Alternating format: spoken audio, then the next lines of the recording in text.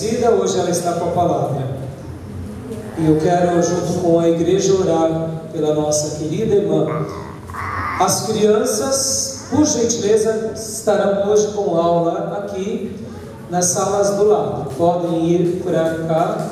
Nós estamos numa pequena reforma lá embaixo, tanto no banheiro da União Feminina quanto no departamento infantil. Então, qualquer transtorno, peço compreensão dos irmãos. Amém? O som está meio ruim, é impressão minha. Vamos orar pela nossa querida irmã Cida, aqui na questão.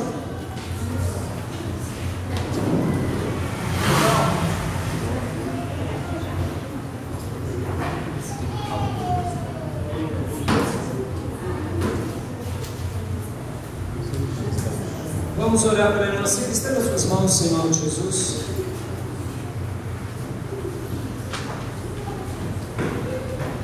Senhor, nessa hora tão especial, eu peço pela vida da tua filha. Te agradeço, ó Deus, por todo o teu cuidado que o Senhor tem tido conosco.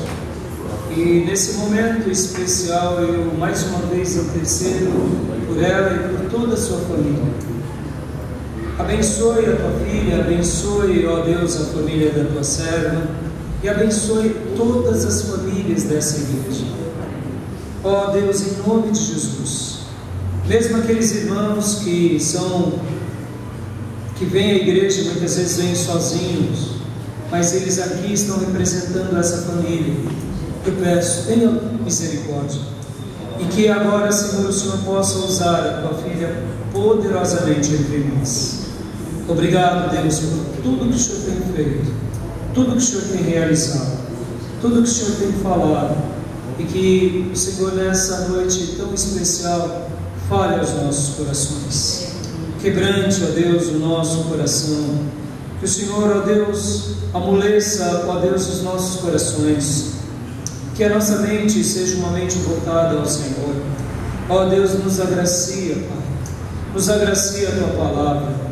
Obrigado, ó Deus, pelo companheirismo da tua serva, tanto na igreja quanto no seminário, e que agora o Senhor possa abençoá-la mais uma vez, para que possamos ouvir a tua voz, em nome de Jesus. Amém? Amém? Você crê que Deus vai falar com você agora? Deixe o seu coração agora bem amolecido. Muitas vezes a gente pensa assim, mas não é o pastor, irmãos, é o pregador. Essa semana, nosso querido irmão Felipe Pereira publicou um vídeo de uma palestra muito linda. E naquela palestra linda, o pastor ele contava uma história muito interessante. Que ele chegou num rapaz e disse assim: rapaz, você está dedicando amor demais para a tua esposa, viu? Deixa disso, viu?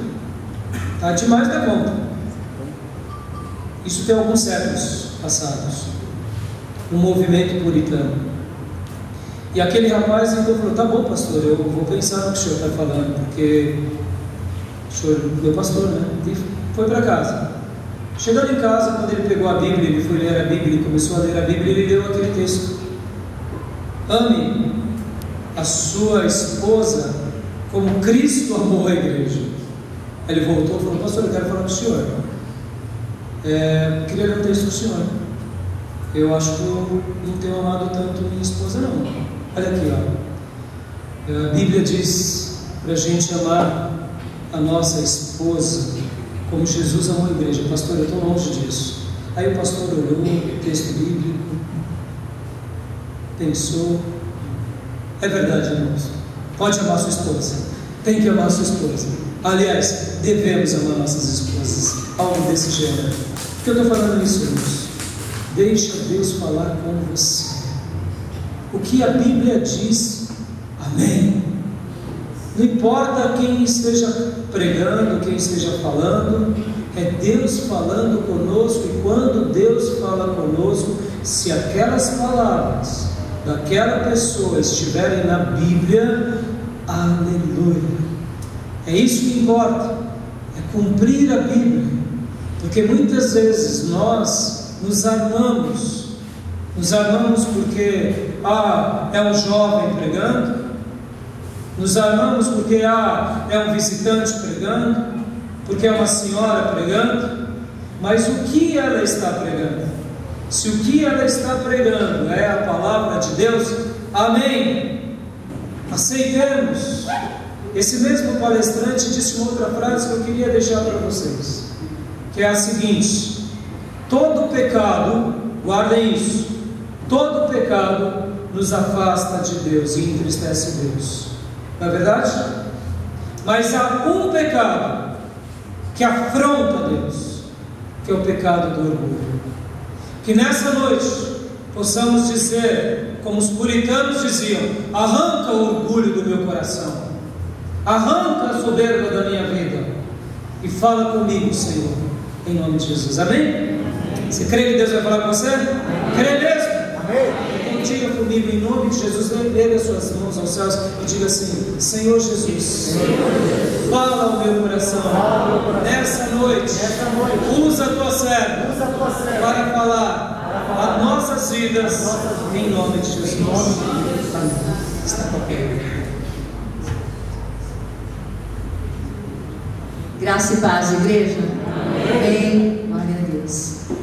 Quero convidá-los a abrir a sua Bíblia no livro de Provérbios, capítulo 1. Deus tem falado comigo através dessa palavra desde domingo à noite, quando o pastor me convidou para pregar. E eu orei ao Senhor para que Ele estivesse confirmando aquilo que Ele estava falando ao meu coração. E aquela tragédia da segunda-feira foi uma confirmação. E cada acontecimento que ocorreu durante a semana foi uma confirmação da palavra que Deus tinha colocado ao meu coração. Então eu meditei nessa palavra durante toda a semana, em todos os momentos. E o desejo do meu coração é que, assim como o Senhor inquietou o meu coração, Ele possa inquietar o coração dos amados também, em nome de Jesus, amém? O livro de Provérbios é uma coletânea de ditados populares, já dos séculos antigos, e ele contém ensinamentos preciosos para a nossa vida familiar, para o nosso trabalho, para a nossa vida conjugal, para a nossa vida espiritual. É o livro da sabedoria, o livro de Provérbios, tá? Então, vamos ler. Eu convido você a ficar em pé mais uma vez, em reverência à palavra do Senhor.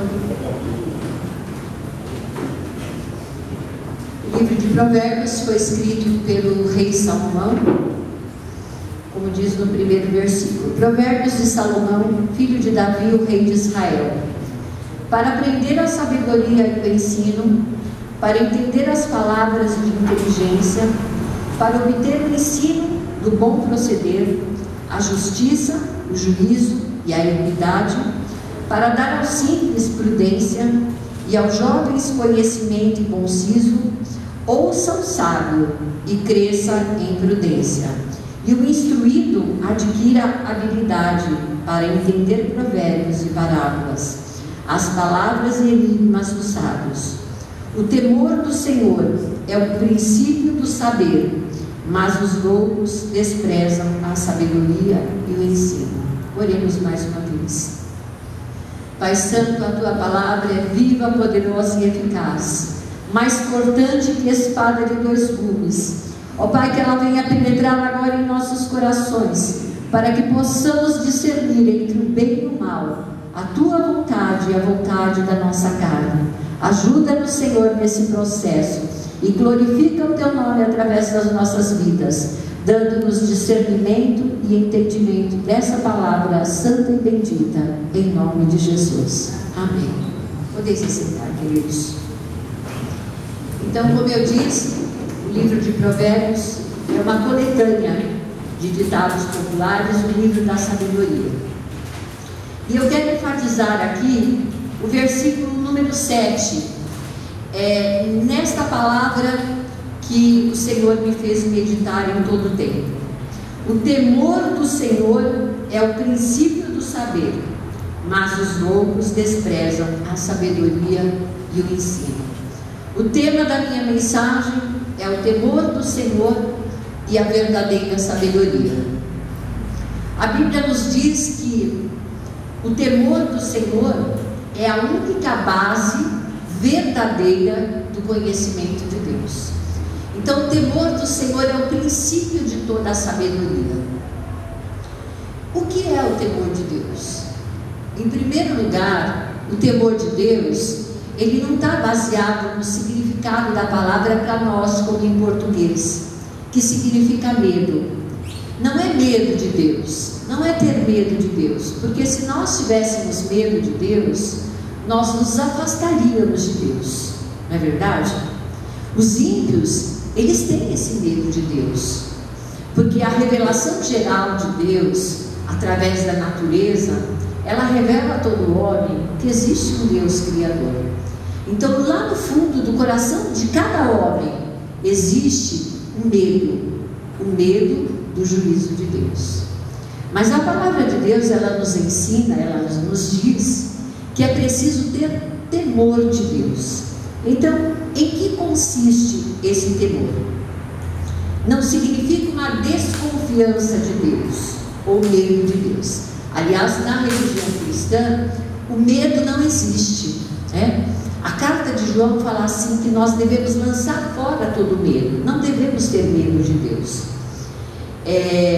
Não precisamos aplacar a ira de Deus como nos deuses da mitologia grega, onde o Deus se irava e destruía o povo, trazia tragédias e desgraças. Não é nesse sentido que a Bíblia fala em temor de Deus, aplacar a ira de Deus, porque a ira de Deus, ela já foi aplacada em Cristo Jesus, e nós vivemos hoje o tempo da graça de Deus. Vivemos um tempo precioso da graça de Deus.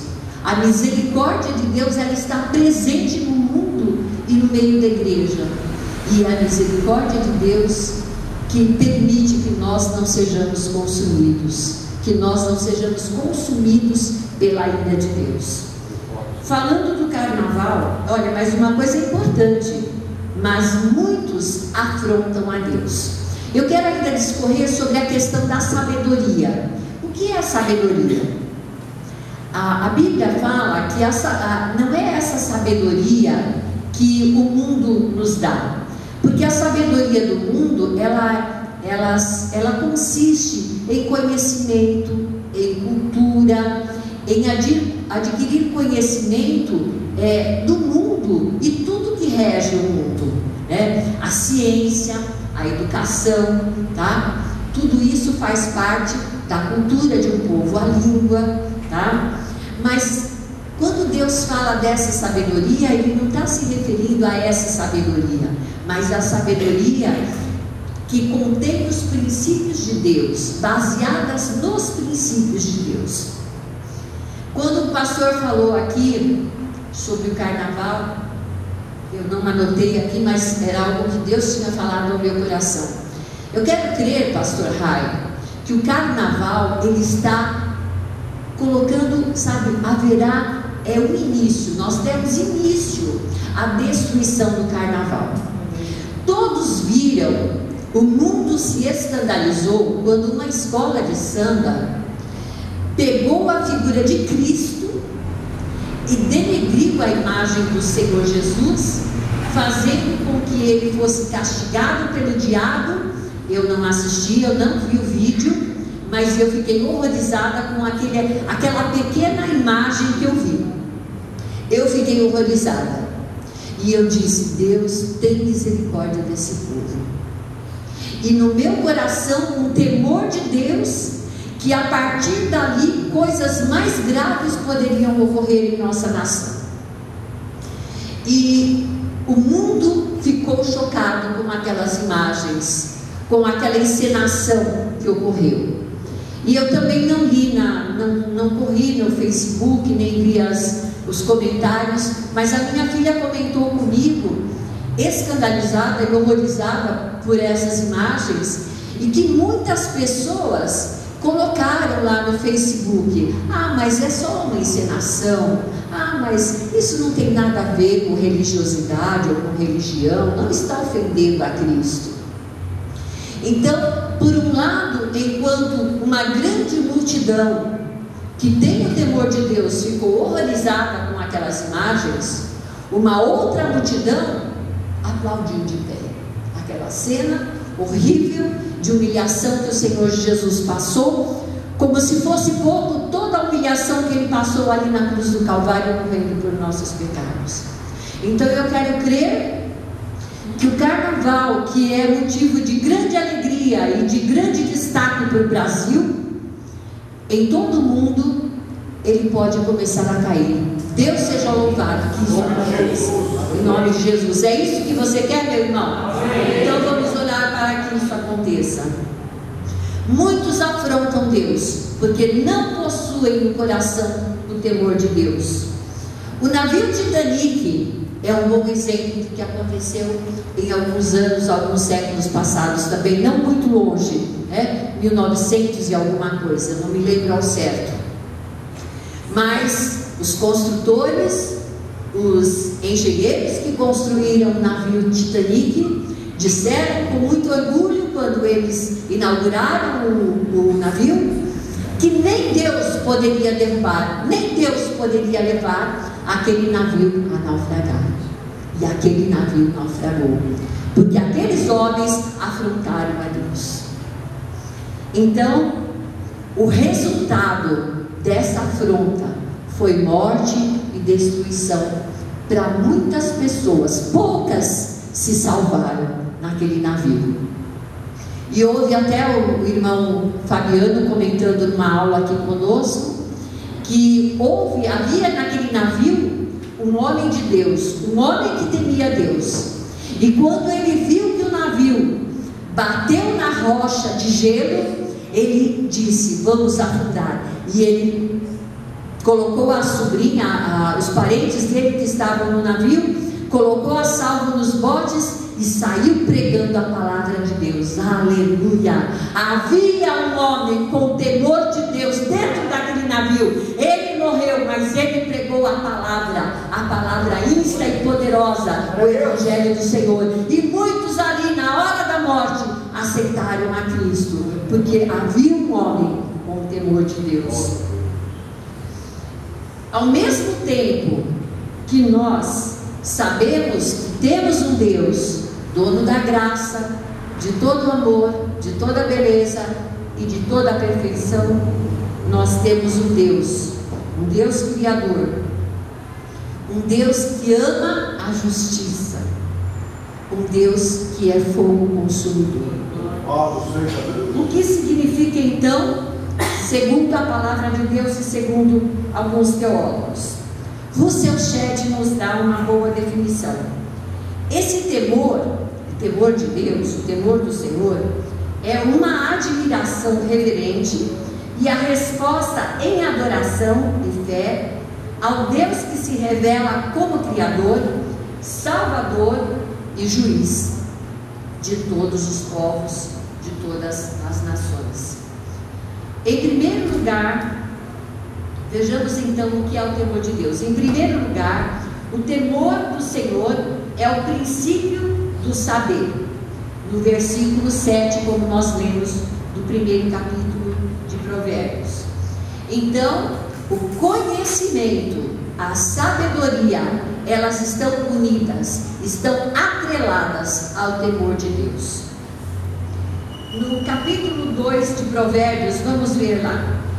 Deixa a sua Bíblia em Provérbios, que nós vamos discorrer vários capítulos aí. No capítulo 2, do versículo 4 ao 6, diz assim: se buscares a sabedoria como a prata, e como a tesouros escondidos a procurares, então entenderás o temor do Senhor, e acharás o conhecimento de Deus. Porque o Senhor dá sabedoria, e da sua boca vem a inteligência e o entendimento. Então, o temor do Senhor, ele nos leva ao conhecimento de Deus, a sabedoria que nos faz conhecer a Deus e nos ajuda a obedecer os princípios da palavra de Deus. Então, o temor do Senhor é o princípio de toda a sabedoria. Ainda eu quero discorrer sobre uma tragédia que eu fiquei sabendo essa semana. Não sei se alguém aqui ouviu. De uma mulher que foi para o viaduto, abraçada com seu filho, e ela se jogou com seu filho do viaduto. Ela tirou a própria vida, enquanto o menino pedia socorro. São imagens que eu fico pensando como seria essa imagem, como seria essa situação.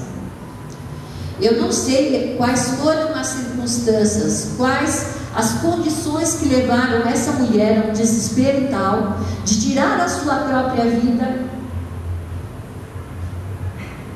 e de levar o seu filho junto. A única coisa que me ocorreu no momento: faltou temor de Deus nessa mulher. É claro que eu não estou fazendo juízo aqui, eu não estou julgando, eu não sei o que de fato aconteceu. Mas o mundo está perecendo porque não tem temor de Deus. Não existe temor de Deus. E nós, como igreja, nós, como servos do Senhor, como conhecedores da Bíblia, da palavra, do amor de Deus, precisamos orar e incutir dentro da nossa casa, na vida dos nossos filhos, o temor de Deus. E precisamos orar para que esse temor, ele não venha a se afastar do nosso coração. Porque se nós tivermos temor de Deus em todo o tempo, como a Michele disse, nós vamos amar o nosso próximo. Nós vamos ser sensíveis à situação daquele que está próximo de nós. Será que não havia ninguém com temor de Deus, com conhecimento de Deus, para chegar naquela mulher e impedir que ela fizesse tal loucura e tirasse a sua própria vida e a vida do seu filho? Será possível que não havia ninguém que pudesse impedi-la de tal loucura? É algo para a gente refletir. Porque às vezes as pessoas estão fazendo loucuras, como a Michele disse também muito bem aqui em cima. As pessoas estão fazendo loucuras perto de nós e nós não nos importamos. Nós damos de ombros com o sofrimento do nosso irmão, com a dificuldade dele, com as limitações, com os problemas que ele está passando. Então nós precisamos orar para que, em primeiro lugar, esse temor de Deus esteja presente em nosso coração. Aleluia. Em segundo lugar, o temor do Senhor, ele nos dá vida. Então, em primeiro lugar, o temor do Senhor nos dá sabedoria e conhecimento de Deus. Em segundo lugar, o temor de Deus, ele nos dá vida. Vamos ver lá em Deuteronômio, capítulo 30, no versículo 15. Deuteronômio, o quinto livro do Pentateuco, capítulo 30,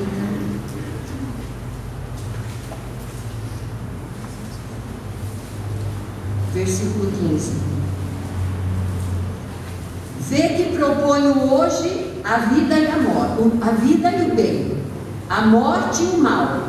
Se guardares o mandamento que hoje te ordeno, que ames o Senhor teu Deus, ande nos seus caminhos e guarde os seus mandamentos e os seus estatutos e os seus juízos, então viverás e te multiplicarás, e o Senhor teu Deus te abençoará na terra a qual passas a possuí-la.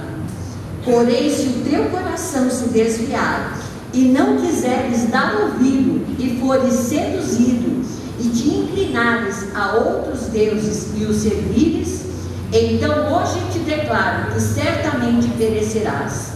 Não permanecerá longo tempo na terra a qual vais passando o Jordão para a possuires.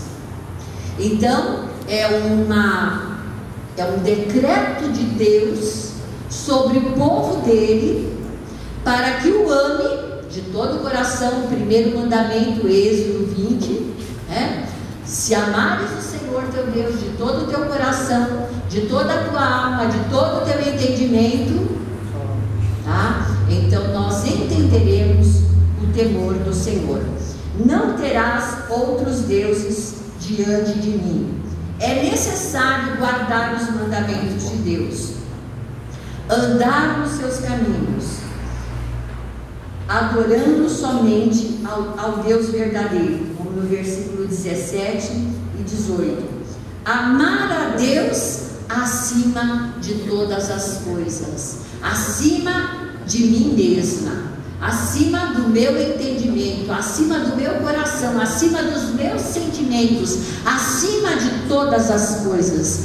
Nós precisamos clamar para que Deus nos ensine a amá-lo como Ele é, a adorá-lo e reverenciá-lo, para que o nome dele seja glorificado. E eu vou dizer uma coisa para vocês, meus queridos. Eu vejo na igreja, eu converso com muitas pessoas que também estão na igreja, outras que se afastam da igreja, que não têm temor de Deus, não obedecem os mandamentos do Senhor, não obedecem o seu pastor nem os seus líderes, e essas pessoas correm um sério risco de terem sobre si juízo e condenação. É preciso ter temor de Deus para não nos desviarmos do Senhor, porque se nós nos desviarmos, como diz lá em Hebreus, né? Hebreus 12, 28 e 29, se nós negligenciarmos